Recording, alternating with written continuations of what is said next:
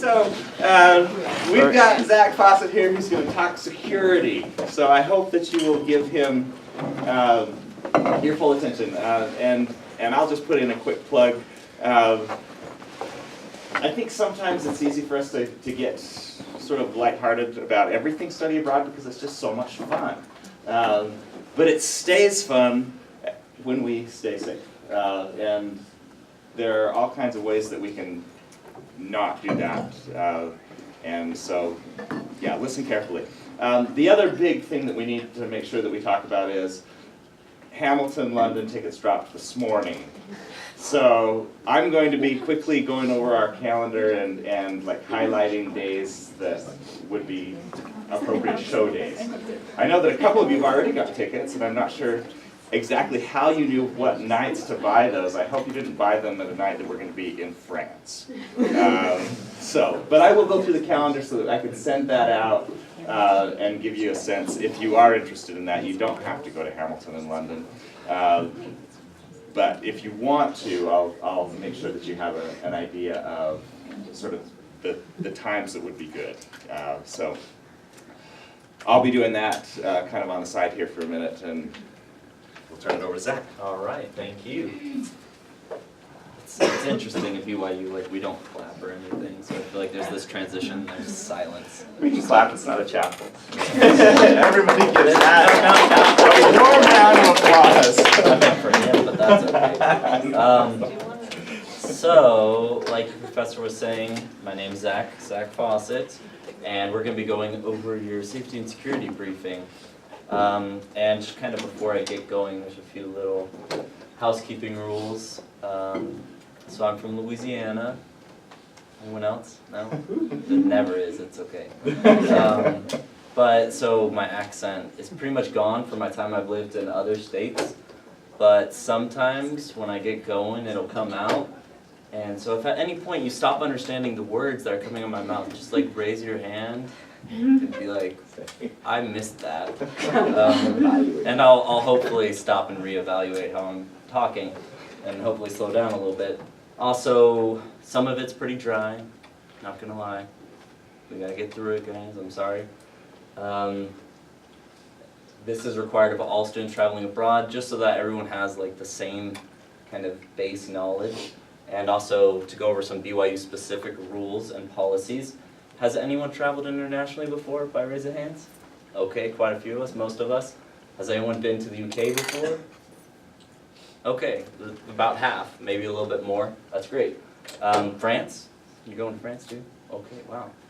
Man, you're more European traveled than I am, but that's okay.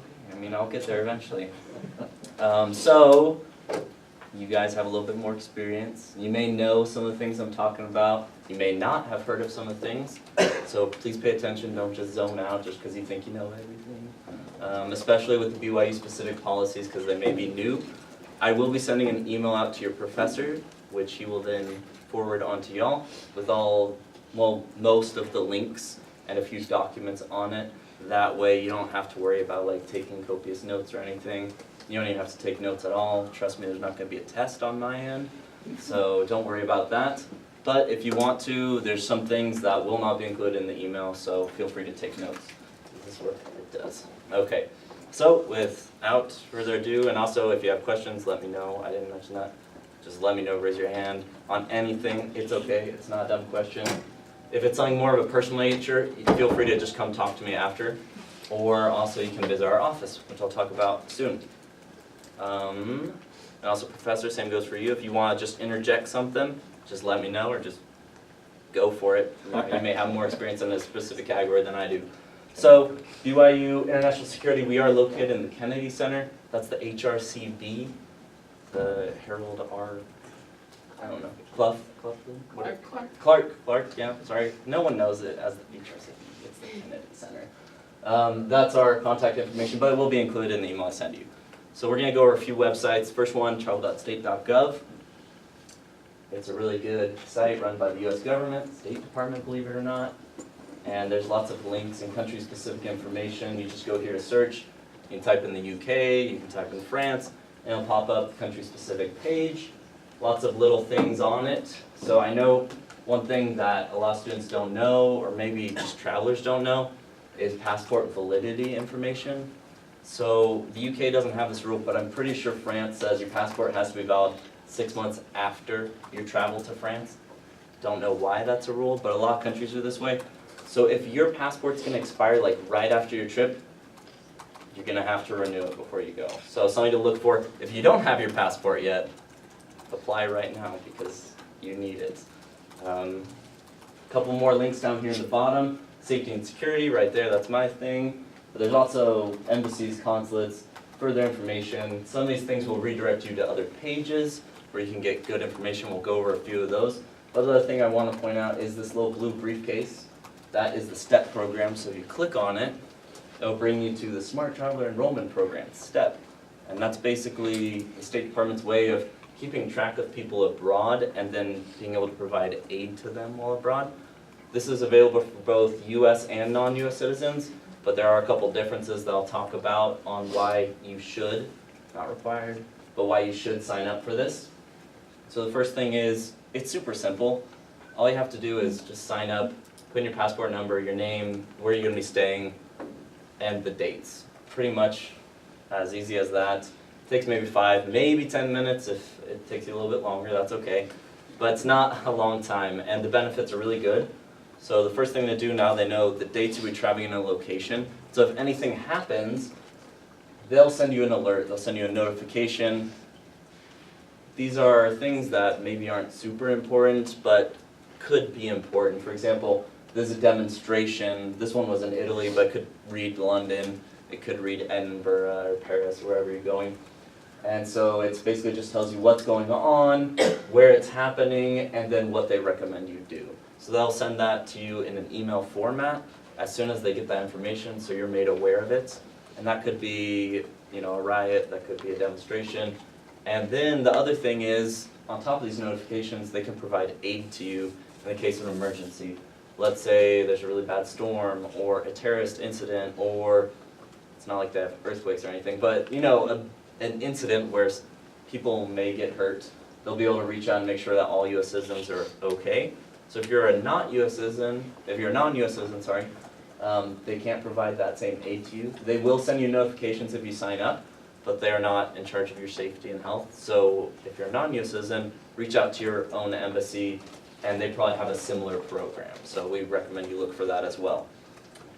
Then there's our own travelsmart.byu.edu. We'll go over a couple things here real quick as pertains to travel and BYU policies. The first thing is we have a restrictions list, in case you didn't know. There are some countries that, as part of a BYU program, you cannot travel to, or you're restricted in your travel to. And I'm actually going to click on this real quick. Travel Smart. And I'll just show you kind of how to navigate the site really quickly. So travel policy right here, there's all the rules and regulations. It'll have, all these big long list of rules that feel free to read. Travel restrictions listed alphabetically. And most countries in Europe, just so you know, are not restricted. There are a few, like Spain, that are restricted. Because I know that you're going to have some travel time, right? Maybe just a before weekend. and after. Okay. Oh, just before and after. Okay. I know some programs have like a weekend. Yeah. Just before and after. Okay. You're good. So with that, normally during your travel, we've just had a recent policy change. So bear with me, and this might get confusing because it's still new to me. So if we notice, there's 2 different types of restricted. There's just on the list, right? They're restricted, but then there's restricted and they have this red asterisk. So the red asterisk, if you look, it says students may not seek approval to travel to this country. Can't go there, sorry. These are usually countries like Afghanistan, Syria, Iraq, and some other ones. There's many reasons why they'll be on the list, but basically they're not safe for travel, or there's some extreme sensitivities. As far as before and after goes, before you get on the program, it's not viewed as BYU travel, so technically you can go wherever you want, right? Before. As soon as your program starts, you have to follow what your program director says, right? You're going with the group. And then after, until you get home, it's still viewed as BYU related travel. So you do have to still abide by the restrictions list. but recently they've changed it so that you can go to all of these countries that don't have a red asterisk without asking. So post-program travel, the day after your program, you can travel to any country as long as it doesn't have a red asterisk, and if it does, you can fill out a petition to even go there. So, for example, let's say you want to go to Spain, because it's just on the list, or Spain, sorry, you can go there. But, so like South Sudan, you still have to petition to go there? Dang it, I don't know, yeah, sorry, I don't know how many of y'all were thinking about that. But we do just have you fill out this form right here that says, you know, I accept the fact that BYU is not held accountable for me if I get hurt after my program, so like, you know, we're accountable during your program, as long as you follow the rules and everything, but let's say you want to go to Spain or whatever and hike the mountains or whatever and you hurt yourself, BYU is not responsible. Does anyone know they want to do post-program travel by raising hands? Like 100% I'm going. Anyone like 50% I'm going? Okay, so I'm going to pass these around. I may not have enough for everyone. If you know or you're like, I'm probably going to do some post-program travel, just grab one. You don't have to fill them out right now. Just get them to the office, the ISP, International Studies Programs office in the Kennedy Center. That's where they go. So, or if you want to fill it out right now, you already know the stuff, feel free. But just before you go, turn those in if you plan on doing any post-program travel. Okay? That's a good question. I don't know. I will check. So does anyone have any questions on that? I know that was a lot of words and new ones. Are there any questions? I don't believe y'all. There's something there that was not clear. That was not clear. Okay, well, if no one has any questions, I mean, moving on. Again, if you think about a question later on, let me know. Okay. Oh, man. I need to talk about this. So the next thing we're going to talk about real quick is travel registration. Actually, no, you can't even travel. Never mind. You don't have to register yourself. Because it's normally during your program when you're allowed to travel separately. But y'all can't. You're go, go, go every day long, so you don't have time for your personal travel. Maybe like within the city, like have a little bit of a free day or something, but it's not like, okay, hop over to, you know, Scotland by yourself all of a sudden. All right, and this is just why we do it. So what will happen is your program will have an itinerary which will be put into the registration. Y'all don't have to worry about that. It's a director/facilitator thing. So if you have a student facilitator, I don't know, right, perfect. You can shove that work on them. But basically what they do is they put in your itinerary so that we just know more or less what city you're in each day. So when we get news about situations or alerts coming into our office, we can make sure you have that information and you're taken care of.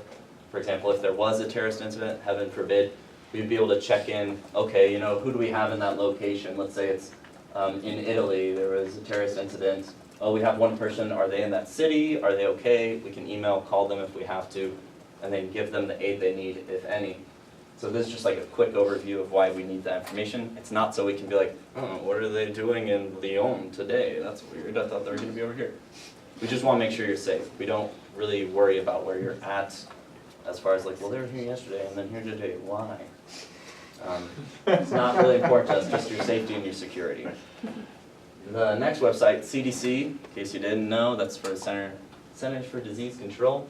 It's where you want to go for basically all your health questions. UK has a pretty similar level of health to the US, but there are some immunizations that you might want to check out. Every now and then they have a measles outbreak, so they'll have a list of things that you want to make sure you're up to date on, and you know, some just to check out before you go. And then things may be different in France, so make sure you have all those shots, or you know the food and water precautions, things like that. I'm going to talk more about medications in a little bit. Zika is not an issue in the UK, so we don't have to worry about it. We do want to make sure that as you're going abroad, you're healthy.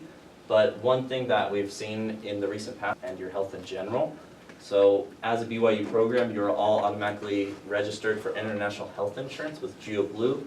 It's really good, $100,000 to $250,000 worth of coverage with a $0 deductible. So, you know, pretty unbeatable in the US usually. But there are a couple things it doesn't cover, like routine dental and health checkups. So, you know, don't go in for a teeth cleaning unless you want to pay out of pocket for it. And also, you know, the UK... Brits are famous for their Yeah, dentistry. exactly. I was gonna say they're famous for their dentistry, so why not? But if you go, it's on your own dime. I'm sorry. But like, if you have a severe toothache or something, for example, by all means, get help and it'll be insured. And then we'll go over a couple things on like emergency, non-emergency. Like I said, it's included in your cost, so you don't have to go out and buy it separately. How you know you're insured is usually a couple weeks before you go abroad. You'll get an email to your personal email that says, "Welcome to GeoBlue." It'll have a little certificate number on there and a link. And with that certificate number, you just know, as soon as I get that, I'm insured. But you can then use that certificate number to create a login on the GeoBlue site to access some of these features we're going to see later on in a couple of slides. So now, what do I do if I get hurt or if I need help in a non-emergency situation? You know, not bleeding profusely, not have that broken arm. You know, you don't need immediate help. Talk to your director. Very first thing, let them know what's going on. Then you should be calling GeoBlue.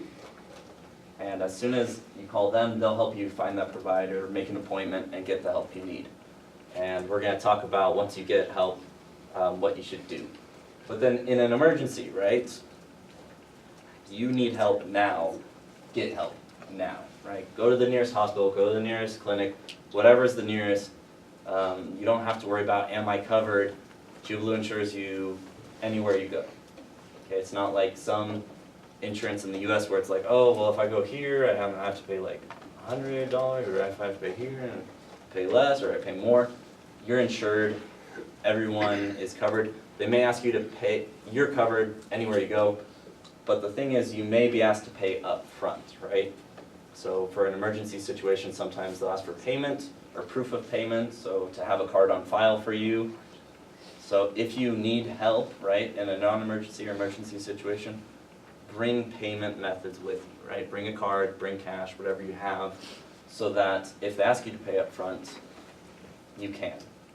And then you can seek a reimbursement through GeoBlue at any time afterwards.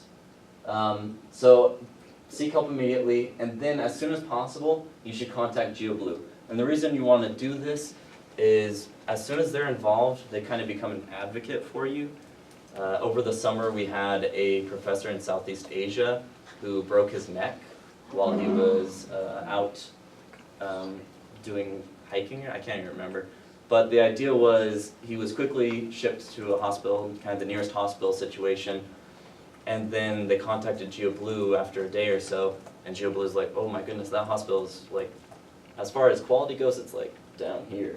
So let's fly you out of that hospital with a medical helicopter to a much better hospital because you need surgery. And so they did that on their own time as soon as they realized, you know, this is not good quality care, let's get them to better quality care. So the idea is contact GeoBlue and they become your advocate.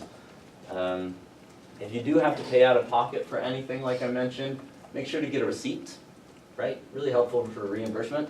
But these are also the things that they recommend you have on that receipt. All the basic stuff, where it was, what it was, how much it cost, things like that.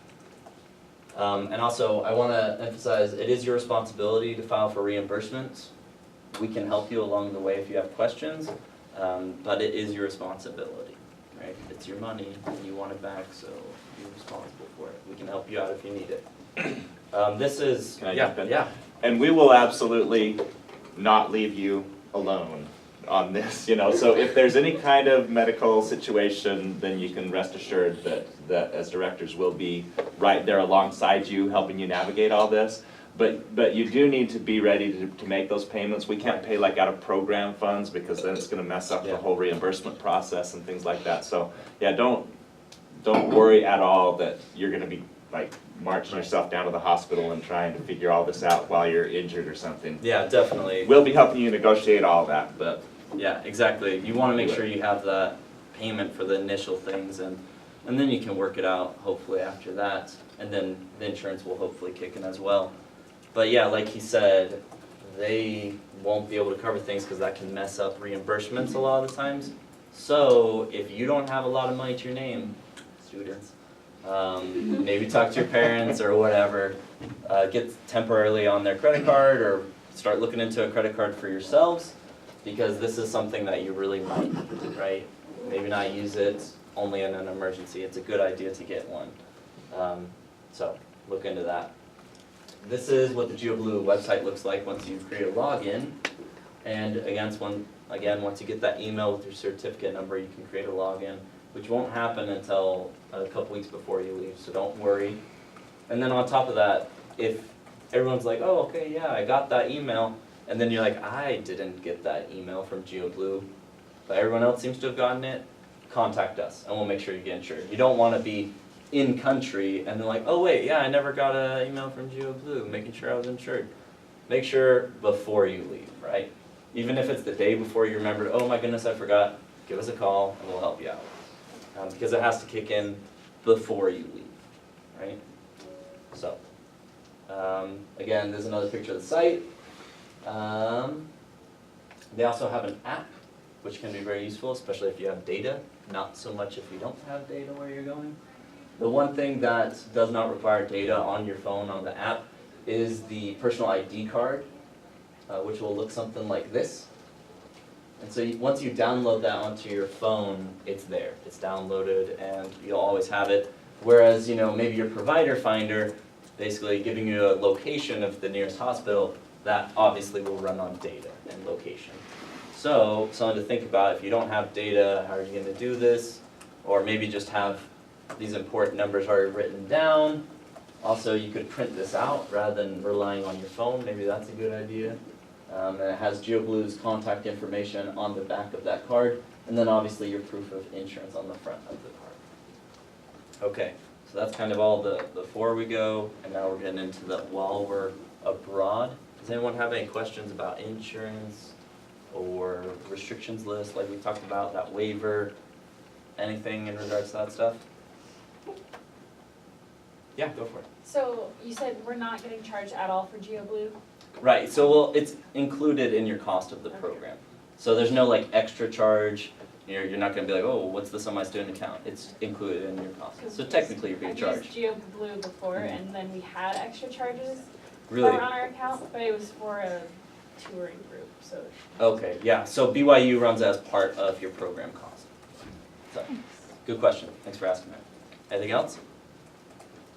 All right, moving on, let me know. So the biggest thing while you're abroad, and some of you may know this, is knowing what's happening around you, right? Otherwise known as situational awareness. In each situation, what's going on, who's around, what time of day is it, all these things can affect your situational awareness and your risks.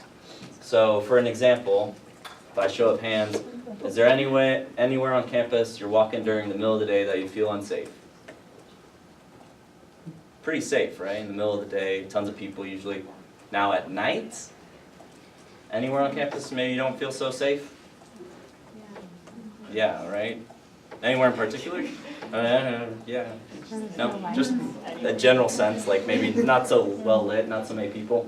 Maybe that hill, like going off of campus, some darker areas.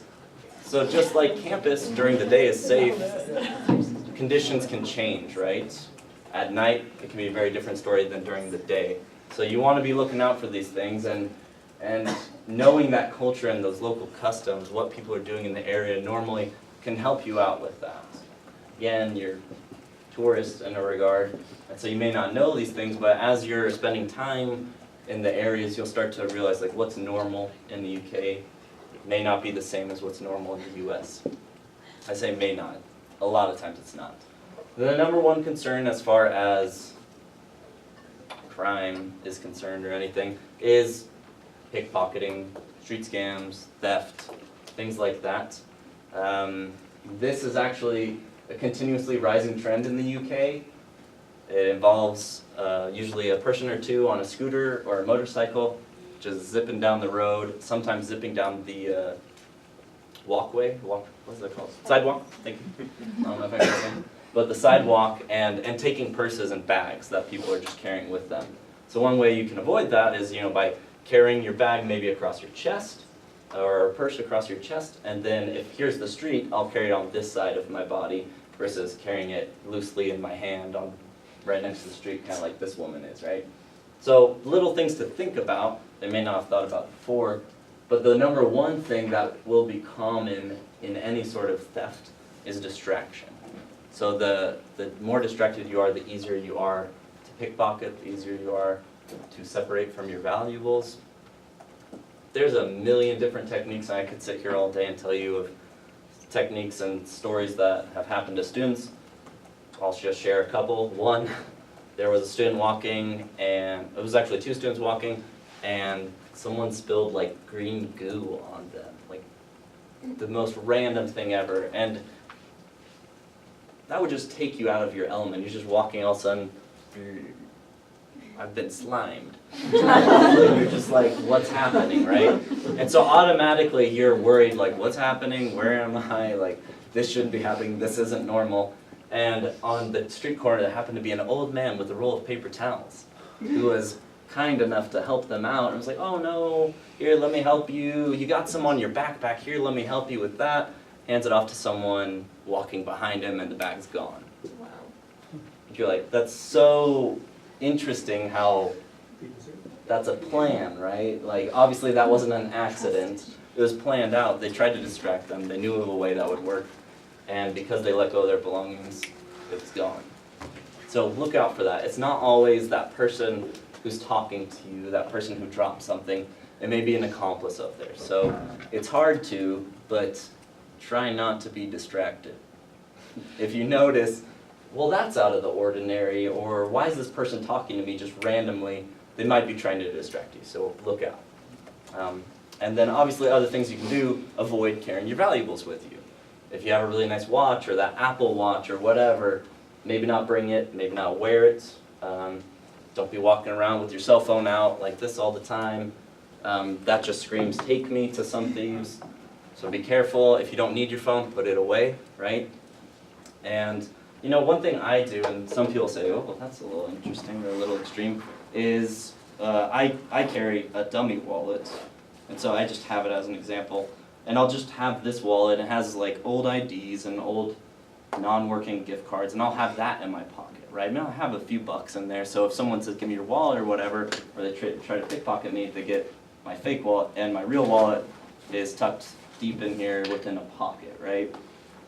And side note, when I was in Spain over the summer, I had to start carrying like more money in my dummy wallet because I had to always like reach into my bag whenever I wanted to buy something and get on my real wallet. And I was like, you know what, that's not a smart idea either. So, you know, your mileage may vary, so change up your technique, do what you need.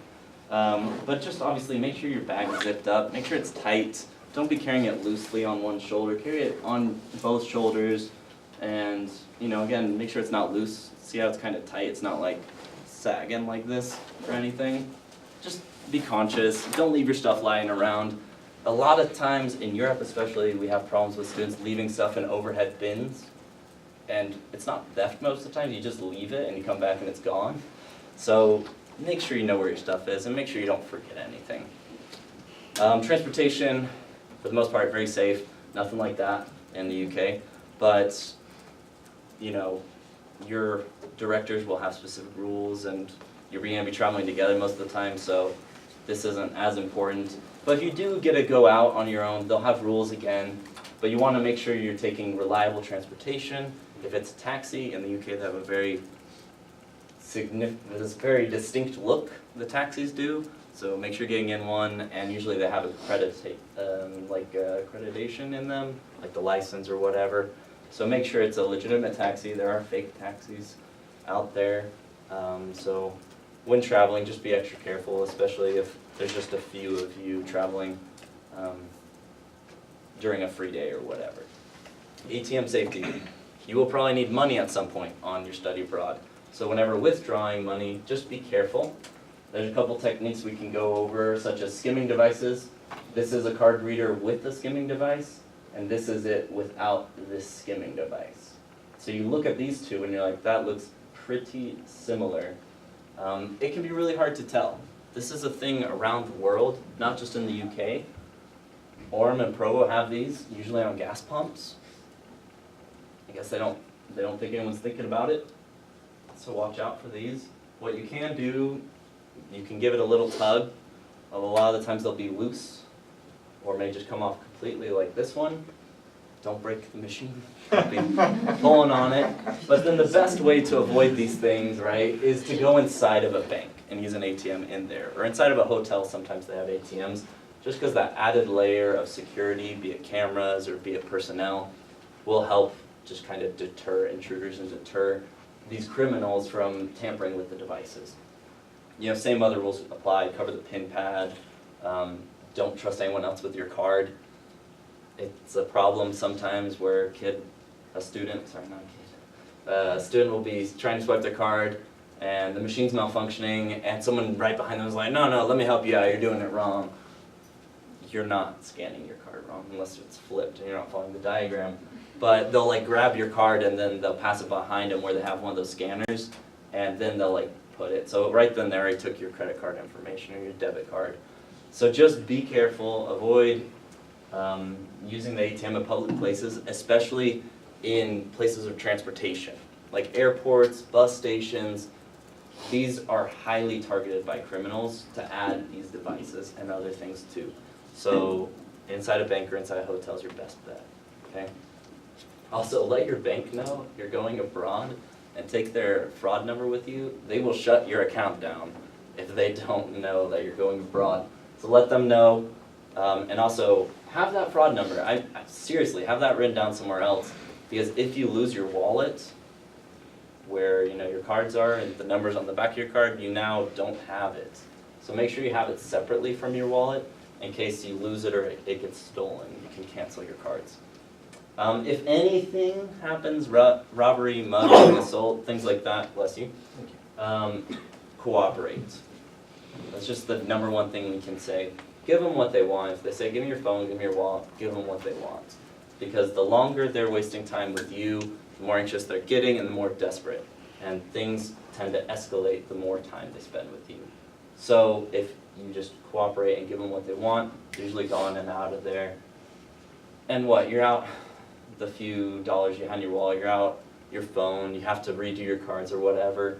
No big deal, right? But if you get hurt, I mean, it's a headache, right? But no big deal eventually, right? You get hurt, that's a different story, right?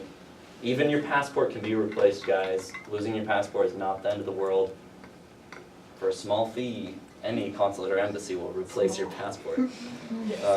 I know, right? That small fee they get you every time. But it's all replaceable. It's just stuff, right? In the long run. But your health and your enjoyment in the area, that's more important. So just cooperate when possible. As well, sexual misconduct and harassment, things like that. Anything in regards with Title IX. We want you to know, 1, all BYU policies still apply while abroad. Honor code, dressing, grooming, things like that. But then also all BYU help applies while abroad. It doesn't just end, you're not on your own, like your director said. They're going to help you out in case of an emergency.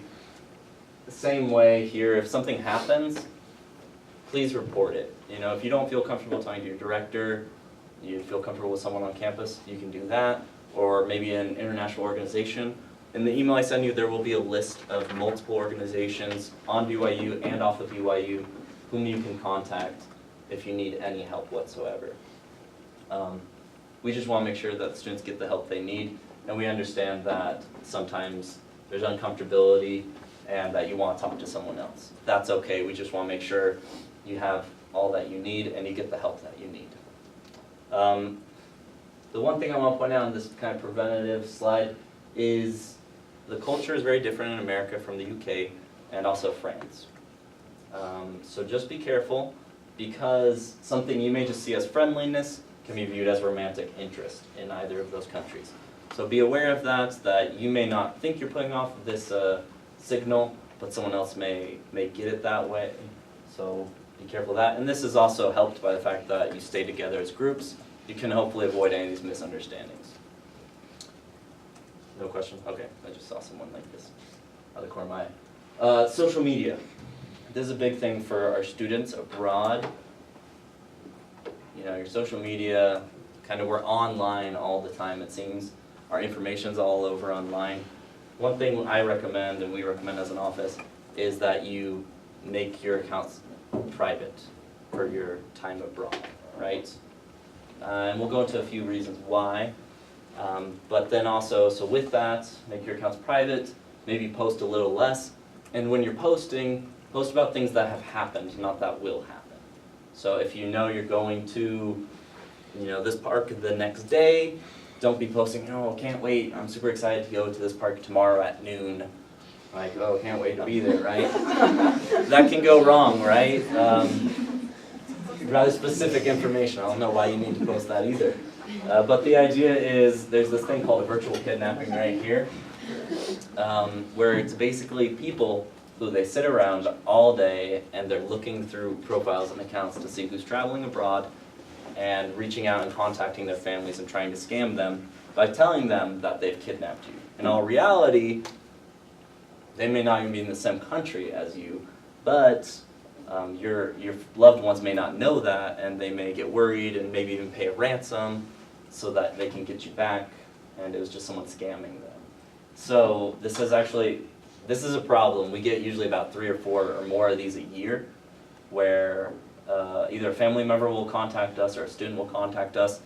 So ways you can avoid this: limiting your use of social media, making your accounts private, also limiting that personal information you post, limiting limiting before you go somewhere your postings, and then also having a plan with your family. You're going to be gone, what, 2 months? So maybe say, hey, parents or aunt, uncle, grandma, grandpa, I'll send you an email, I'll text you, I'll call you, I'll FaceTime you. Maybe your plan is once a week or whatever it is. That way they know that you're safe, or give them our contact information or your contact information in country. That way they can always reach out when they have a question and they don't fall prey to something like this. Another important one I want to point out is using Wi-Fi abroad. The adage, nothing's free. There's no such thing as a free lunch. Sometimes free Wi-Fi in a cafe isn't really free. I'm not just talking about charges and things like that, but it's because it's open and they have access. So one thing we recommend is downloading VPNs, virtual private networks. You can find free apps for them online, in the App Store, in the Google Play Store, right, Andrew? And basically what they do is they give you a different IP address, so it's hard to track, and then they usually add encryption, code, extra security to your data. That way it's harder to access it through an open Wi-Fi network. Now obviously the Wi-Fi in London Center, that's reliable and you don't have to worry about that. But if you're in a cafe or in a restaurant or whatever, you might want to be using a VPN for things like that. Because again, they may have access to your data. Beware. Civil unrest and protests. Brexit is a very important issue right now, and it will probably continue to be an issue over the summer, as well as the Gilets jaunes, the yellow vests in France. So there's probably a high likelihood that you may see some people shouting about something, maybe with some signs. Avoid it. That's all you really need to do. Avoid the area.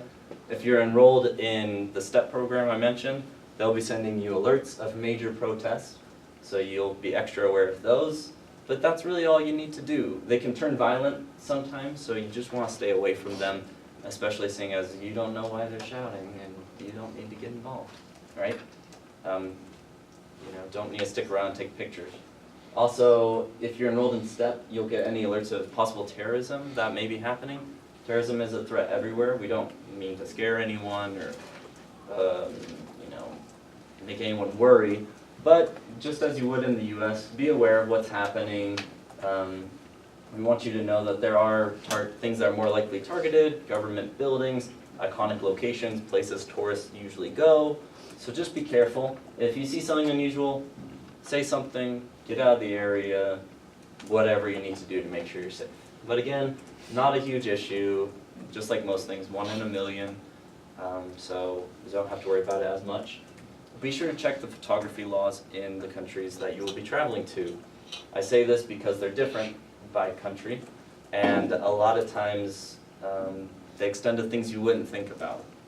As an example, we had a professor in Singapore with a study abroad, and they took a photo in the metro of Singapore, and you think, oh, well, that's fine, right? Little did they know there's a law against taking photos in government institutions in Singapore, and the metro is a government institution. He was seen by 2 police officers taking photos in the metro, and they took him aside, they talked to him, and they had him delete all the photos on his camera. So he lost all the photos from that trip, not just the ones he took on the subway, just because he maybe didn't know the law and what all it extended to.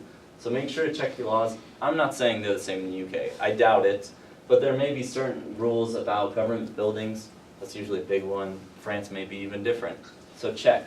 And this kind of leads into religious sensitivities. May I just add Yeah, to that? yeah, go for it. And some airlines also are pretty uptight. Yeah, yeah. Taking pictures on your flights, some You airlines need to don't be careful, like that right? at all.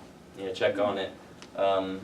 It's funny, like we don't think about it in the US, right? We just, oh, that's cool, take a picture.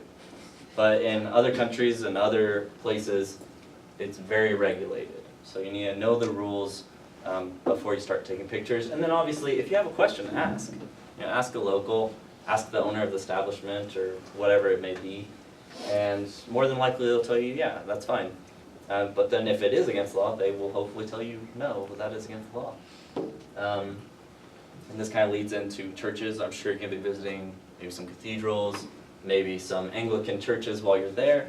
So if there's a sign out there that says no photography, follow it. If it says no flash photography, make sure you turn off your flash. But then more importantly than that, be sensitive to the culture and the religion around you. You know, don't make offhand remarks. You know, I shouldn't have to say this, but just be careful and respect others around you and their different beliefs and customs.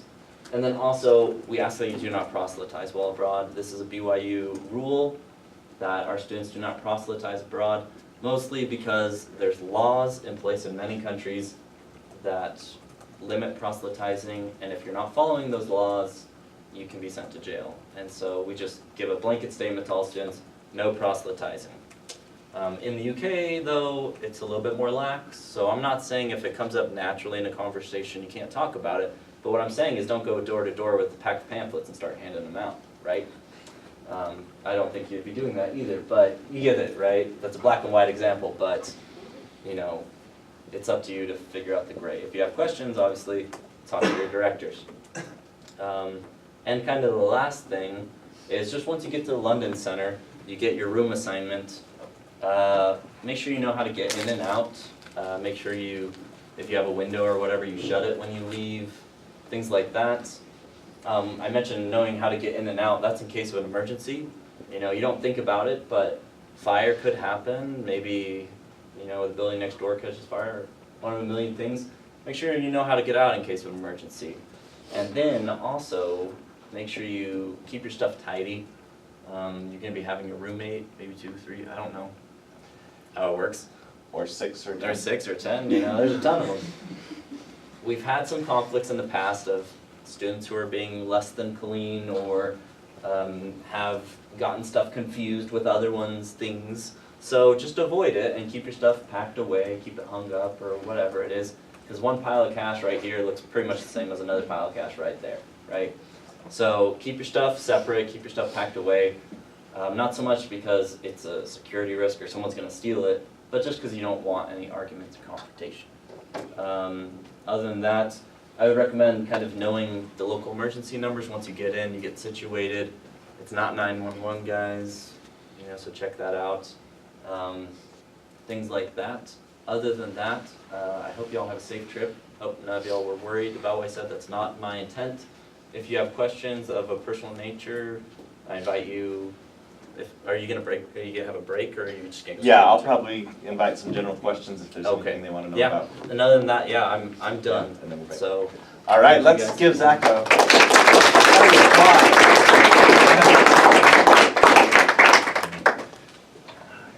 Okay, like I said, with those forms, you don't have to fill them out right now. they're really new, so I'm sorry, but they go to the county center, the ISP office, International Study Programs office. I'm sorry, I That's just used what- the, yeah, that thing.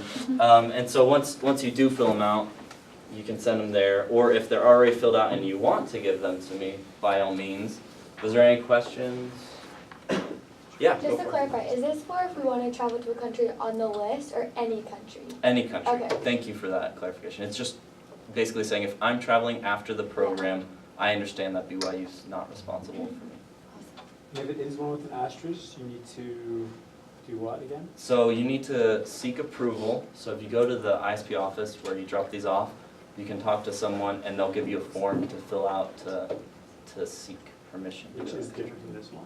Yes. Yeah. Yeah, that's gonna be more Just check. like where am I going, kind of, why do I want to go there, what are kind of the rules I'll follow, kind of thing.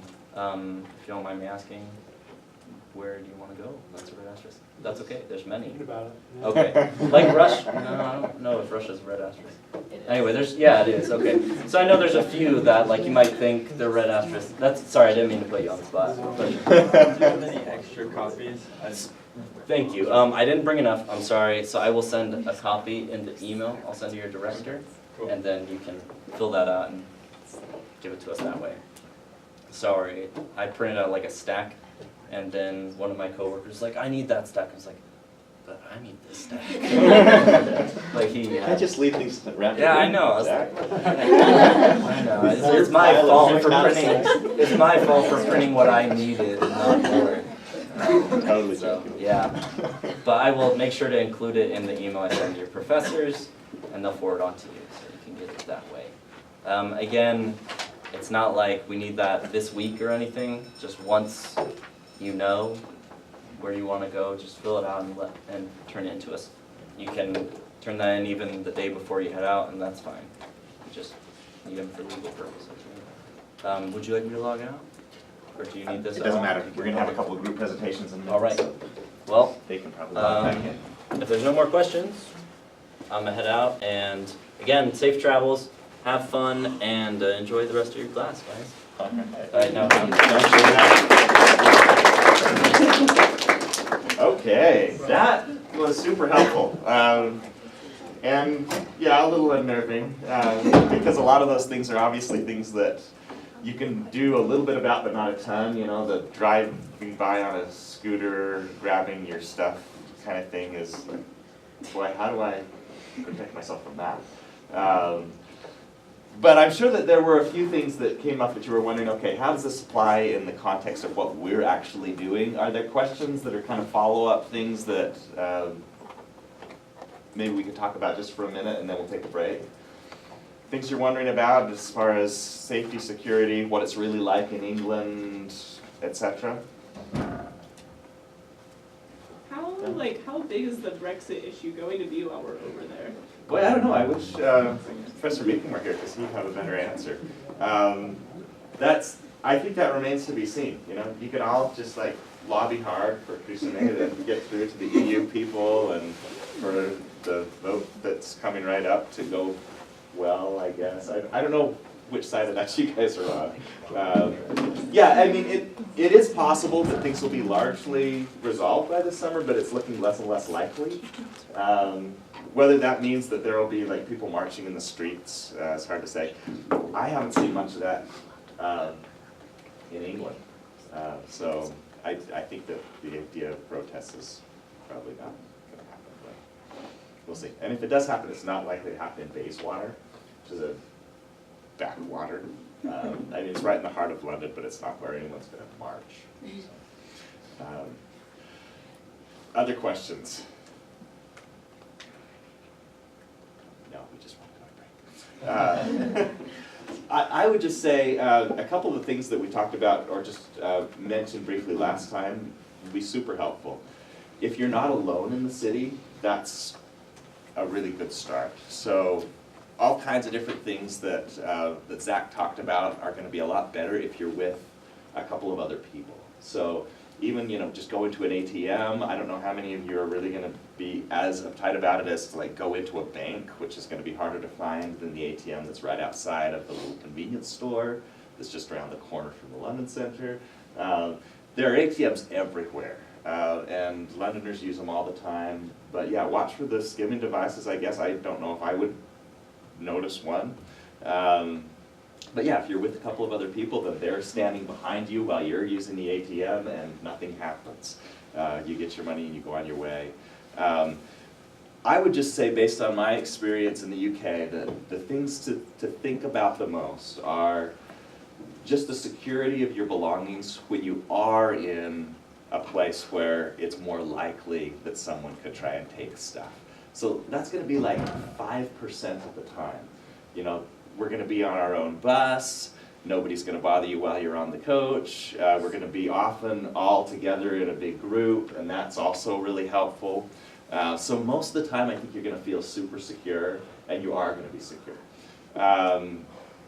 But there are certainly going to be times when we're in London and other places when, even though we're there as a group, we're going to be among lots of other people. And those are the times just to be thinking about, okay, you know, is my cell phone deep down in my pocket right now? And, you know, I often will have like my hand on my phone in my pocket if I realize, okay, I am literally getting jostled by someone every 2 seconds here because we're all crowding into, you know, a single place or something like that.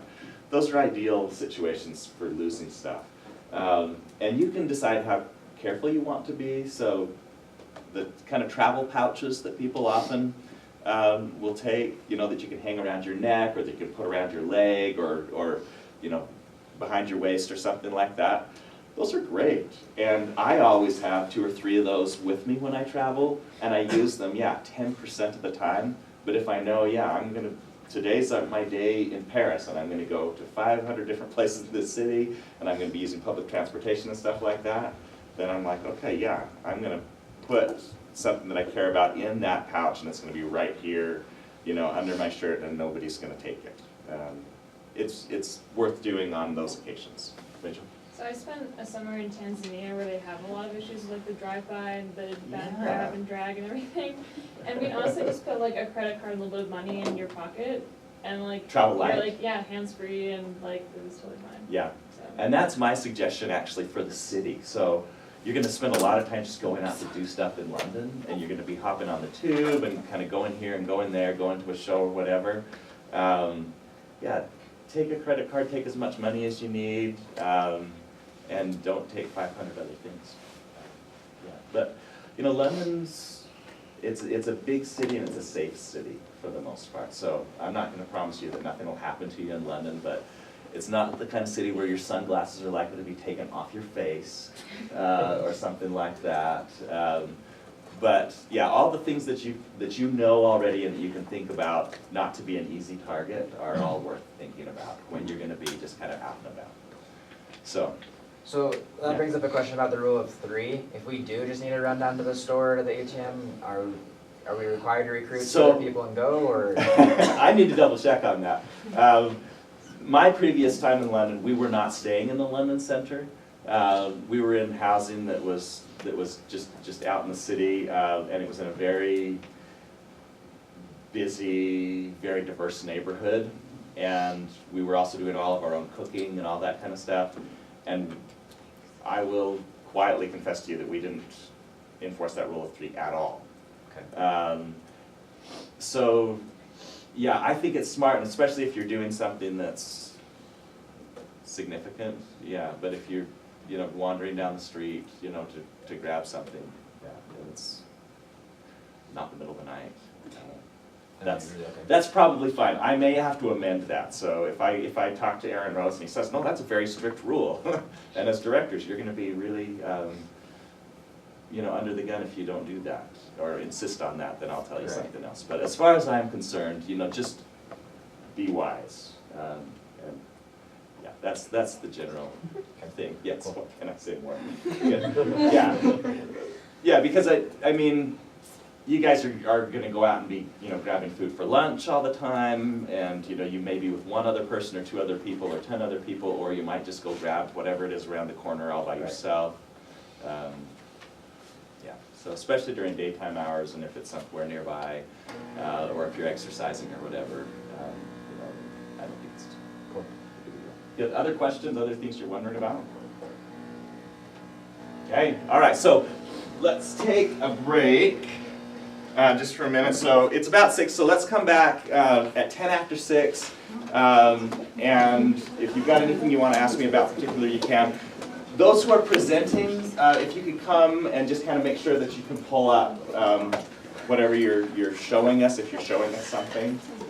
So yeah, come back at 10 after 6. And I did put the calendar up, by the way. So I need to say, so see what you can learn about the place we're going to and kind of how to conduct yourselves there. And it looks like this group's got a slideshow, and I would just say that this is going to be a good example of the sort of thing you want to do.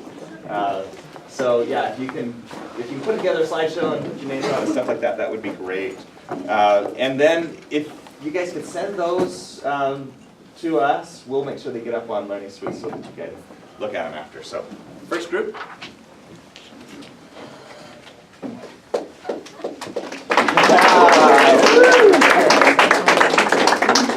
Clap, snap, do it all. And I don't know if we've got the front lights that can come down. I think it's a little nicer if they're down, but it's up to you guys. Maybe half of those. Does that seem better? Whatever the presenters want. Okay, so we are the presenters for today. Do you want us to introduce ourselves? Yes. Okay, my name is Sonia. I'm Kennedy. I'm Jordan. Yes. And together. So we're going to talk about like the demographics and geography of the United Kingdom. So first of all, what is the United Kingdom? Because I wasn't really sure what the difference was between the United Kingdom and Great Britain and England, because they all kind of seem to go together. So I found out that the official name of the United Kingdom is the United Kingdom of Great Britain and Northern Ireland.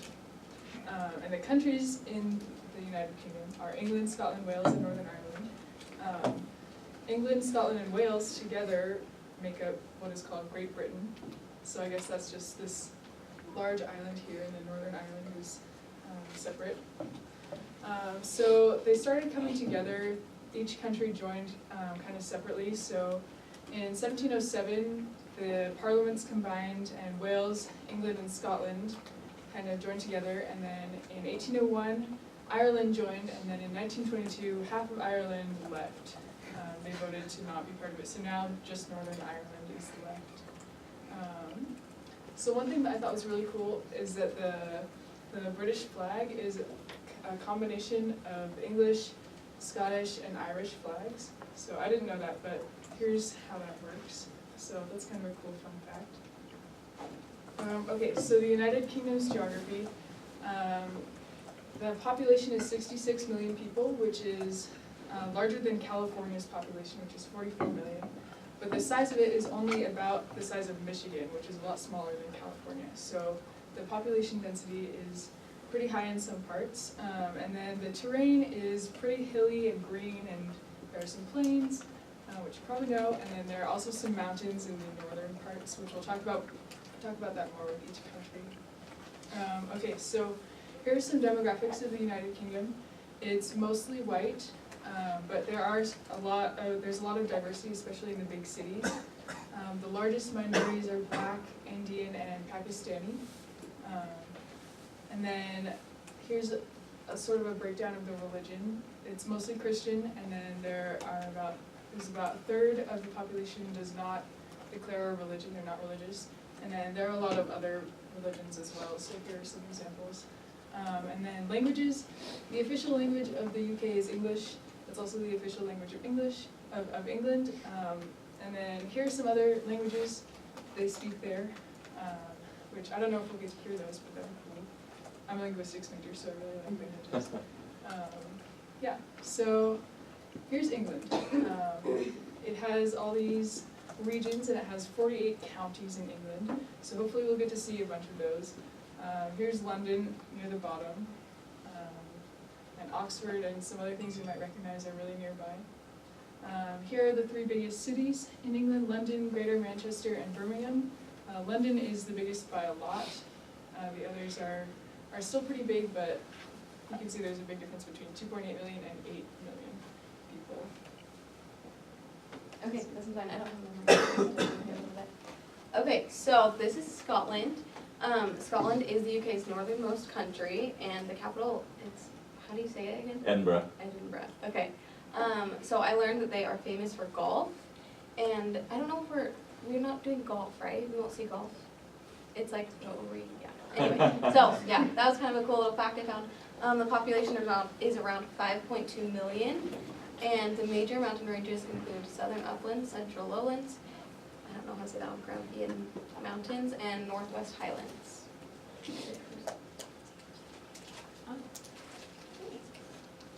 Okay, so I'm gonna talk about Ireland for a second. So it's actually really interesting because their population, like their immigration versus people like leaving the country, like changes every like 50 years. So it's crazy. So first there's a ton of people immigrating there, and then they had like huge famine and a bunch of people left. And recently, since like 2008, they had this big like financial crisis. And so lately a lot more people have been leaving, but the few people that have been moving back have been Irish Americans that just want to go back to their home country. Most of the people that are leaving are actually people that are like more educated and have higher paying jobs, and so we're kind of lacking that right now. Most people are just from other European countries and then like Asia and Africa. And then the smallest minority is actually people, Polish people, which I thought was interesting. They didn't really say why, but, and then I thought it was really interesting, they still have like nomadic travelers and all, like, you know, think like really old school, like people that just like walk around. They still have those. I've been there for centuries, which I thought was really cool. The culture is actually linked to the Gaelic language. I don't even like know what that is, but it's like this super old language that like literally does not exist anymore. So that was also cool. And then it's I think on the other, okay, here we go. It's nicknamed the Emerald Island because it is super green, it rains all the time, and it's on the coast, so it's just gorgeous. I didn't have enough room to put all the pictures up, but just like Google it, it's like so gorgeous. I just like sat there for like 20 minutes looking at pictures of it, but it makes up most of the British Isles, has a huge coastline, and then it's actually pretty like geographically isolated because it's facing the Atlantic. And then it has lots of plains with limestone, and they actually have a lot of lakes and bridges and mountains. And then the main language is actually Irish, and then English is the second language, so. And then this is Wales, so demographics for that. It's actually half and half about people like coming in and out of the country, but half the people that live there now were actually not born in Wales. Most people that live there aren't Welsh. I'm actually Welsh, and I didn't know any of this, and so I feel very uncultured, but I feel slightly more cultured now.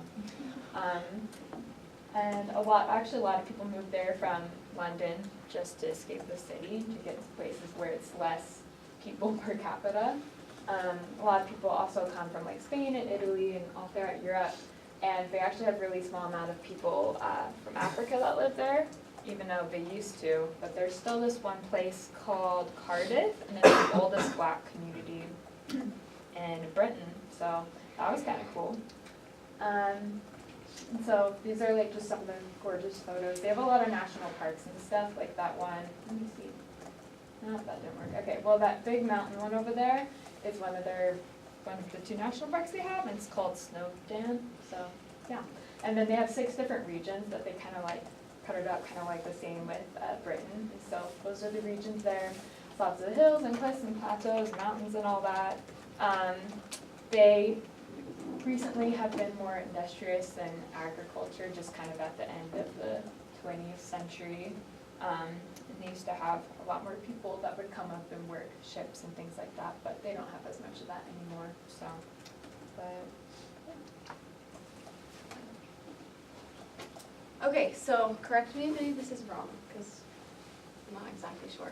But what I learned about the European Union is that their goals are to promote peace, offer freedom, security, and justice, sustainable development based on balanced economic growth, combat social exclusion, respect its rich cultural and linguistic diversity, and promote scientific progress. There were like a couple more, but those were the ones that I thought were the main goals of the European Union. And then the values of the European Union are human dignity, freedom, democracy, equality, rule of law, and human rights. And then I also learned that there are 28 member countries. The United Kingdom obviously is one, and then just a couple more: Spain, Poland, Malta, Italy, Hungary. etc.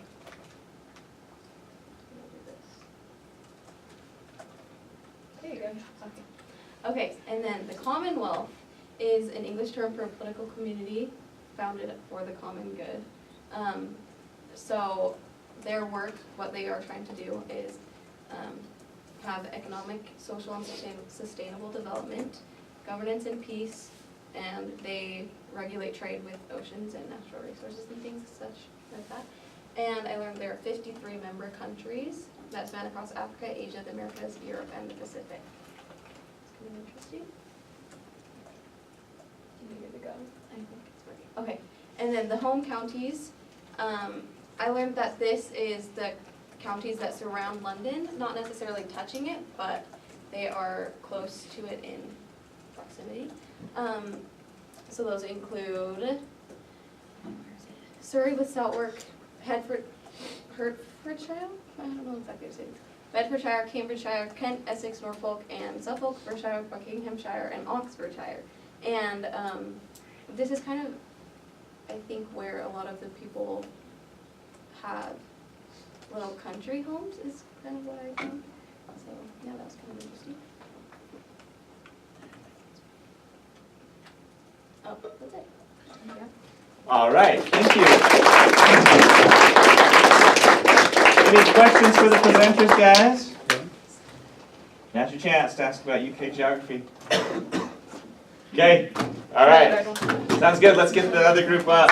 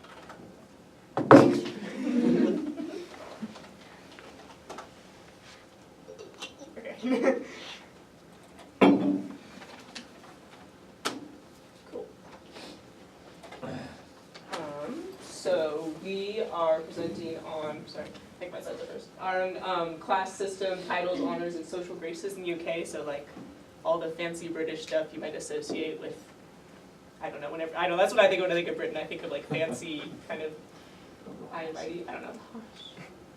Pretty pointless. It's on the computer. Oh, is that the computer? I think. Hey, look at that. Okay. So, in like, we have like we talk about like class in America a bit, right? Like, you know, upper class, middle class, lower class. But in England, they actually did this thing called the Great British Class Survey in 2011 and literally divided their country into 7 like distinct classes. They based these off of cultural and economic capital.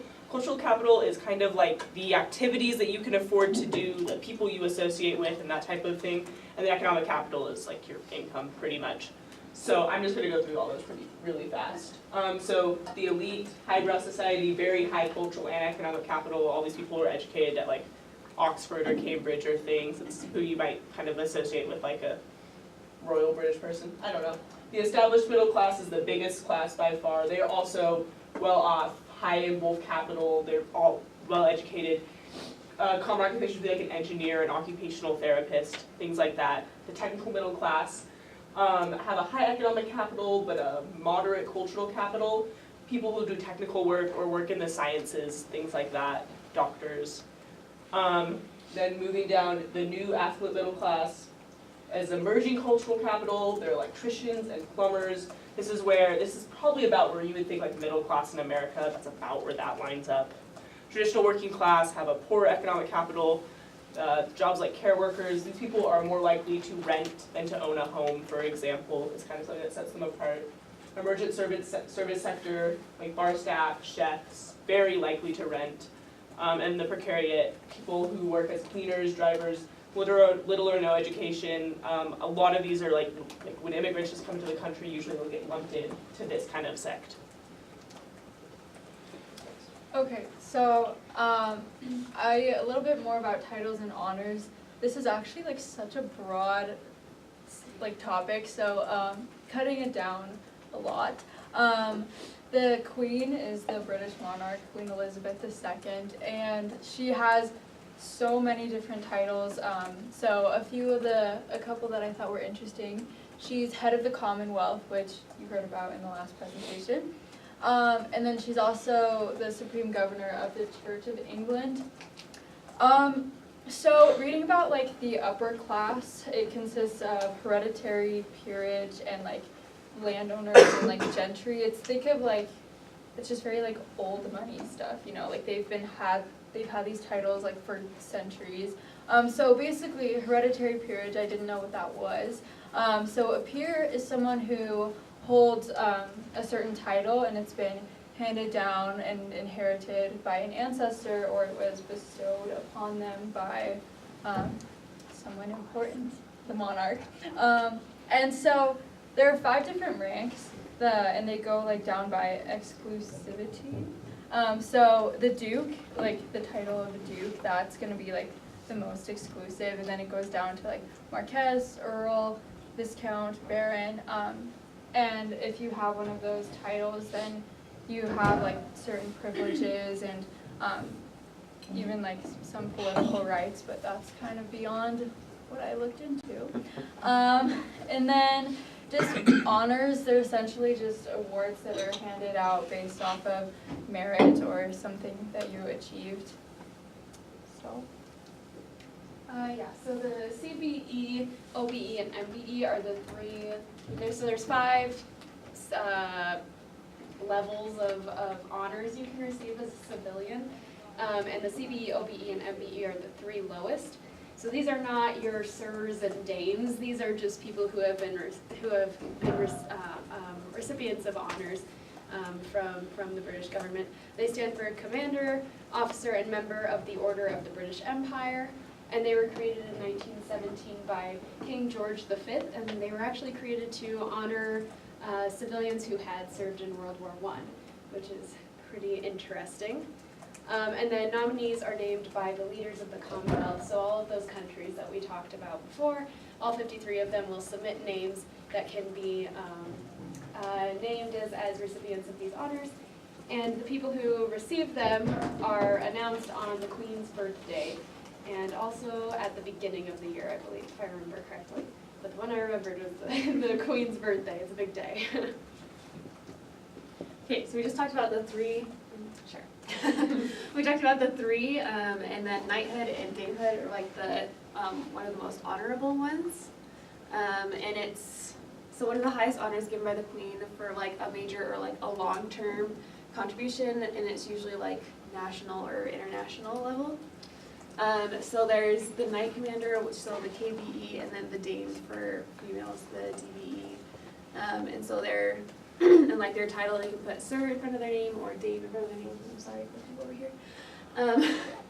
And then, and so some like Dame Allison was recognized as a role model for women in business, and then Professor Godfrey received knighthood for his innovation of outstanding scientific research, and then some more that you may know, like Sir Elton John and Sir Patrick Stewart, just anyone who like made an influence. Yeah. Okay, so just some like politeness stuff that you should learn, social graces. Brits are very punctual, and when someone enters the room for the first time, you stand up.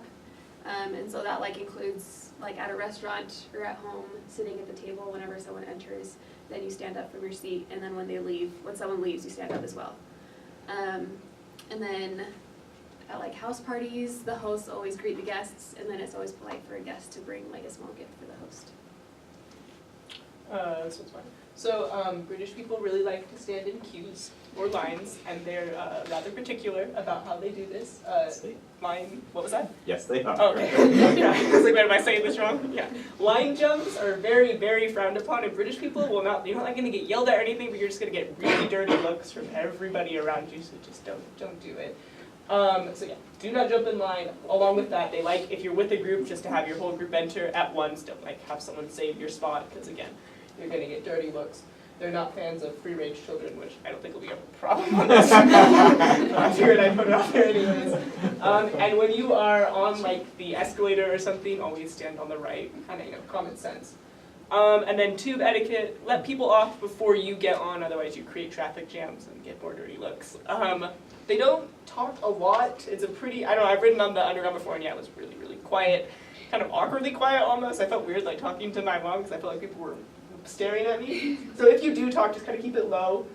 You're probably not going to like strike up a conversation with someone next to you, though you can if you want. And then like, you know, basic politeness, give up your seat to someone who's older, or a pregnant woman, or, you know, like basic things. One thing I read that was interesting is that actually it's better if you take off your backpack when you're on the tube and just put it by your feet, because then you're not jostling people when you try and stand up and move around. So. Okay, so greeting and body language is very similar in the UK as it is in the United States. Handshakes are a great way to say hello to someone that you've never met before. I did read on a couple sites that a kiss on the cheek will happen sometimes if you're really good friends, but not to strangers, so you probably don't need to worry about that. Personal space is a big deal as well. The people in England like their space, so you know, give it to them. You know, you don't want to be a close talker. And then also, that's the wrong form of two, but little to no physical contact is also appropriate. So you don't, something that was on 2 websites was that you don't want to put your arm around someone's neck, which I don't think you want to do in general, but just like, especially while we're traveling, I guess just don't put your arm around people's necks.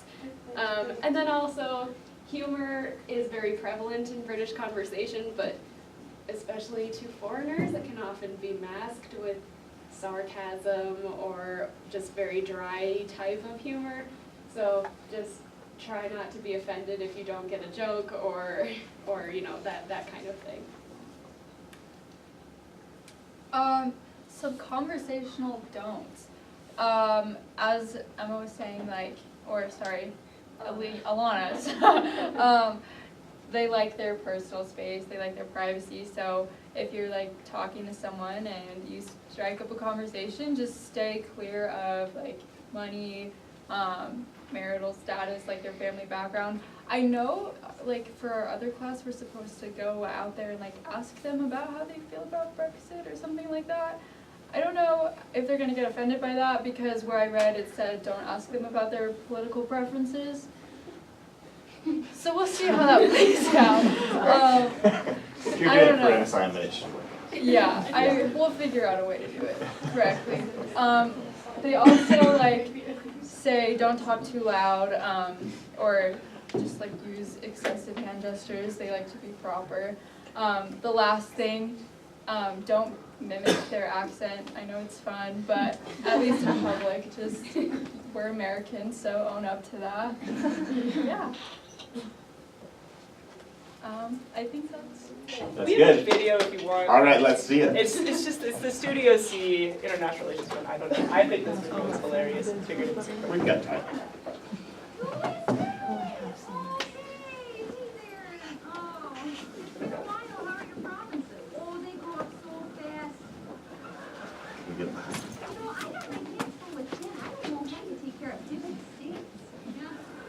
You know, well, it's not easy. The southern ones went through a rebellious phase.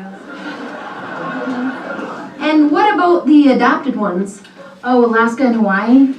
Yeah. I haven't told them yet, but I think they figured it out by now.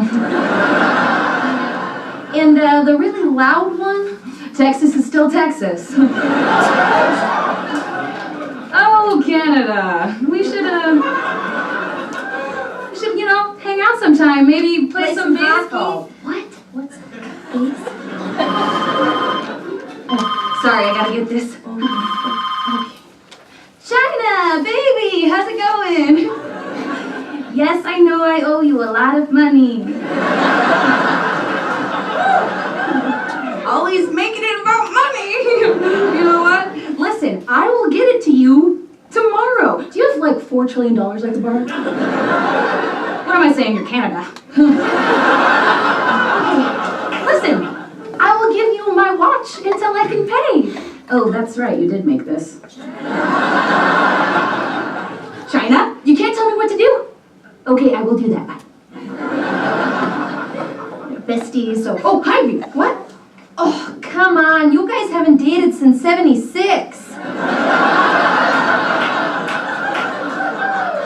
I know, it's so awkward. Well, I told you to break up with him in person and not over declaration. Come on, you can do this. I've got some hockey stuff to purchase. Oh, hi, USA.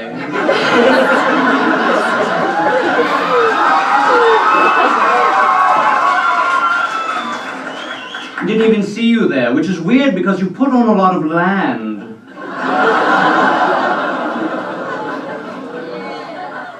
Hi, Britain. You know, I've just felt so free the last few centuries, what with the breakup and all, never looked back. You tried to get back together in 1812. Yes, well, anyway, I've just been having so much success lately with the Beatles and Harry Potter and Downton Abbey.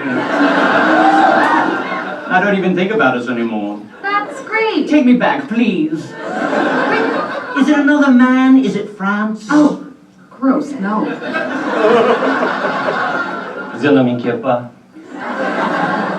Then what is it? Give me a reason. Okay, you want to know why? I will tell you. North Korea.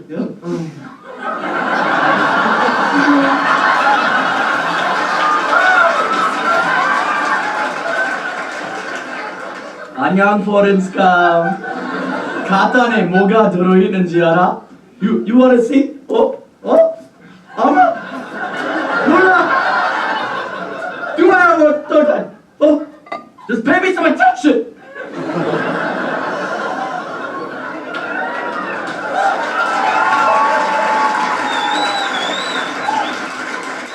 Okay, I will tell you why. When we dated, the sun never set on your cheating. You made it past in every country you saw. Australia, India, Bahamas.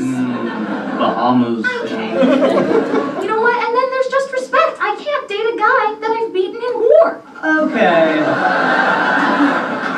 I was not trying my hardest. Okay, plus you are desperate, okay? We broke up and then you found every excuse you could to get me over. Like, oh, USA, I'm having a war. Oh, come help me. Oh, USA, I'm having another war. Oh, I'm having an Olympics. Come destroy me in every event.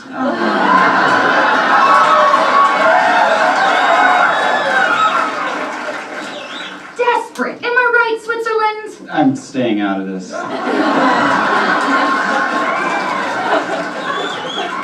Look me in the eyes and tell me you're I'm over it. Owie. Look, I celebrate our breakup with fireworks. Okay, I blow things up. Fine then. I don't need you or your bad credit. Okay, I don't need a boyfriend who plays the wrong football. Oh, right. I'll see you later. Have a good obesity epidemic. Get a dental plan. Which way did Canada? That way. Oh, Canada!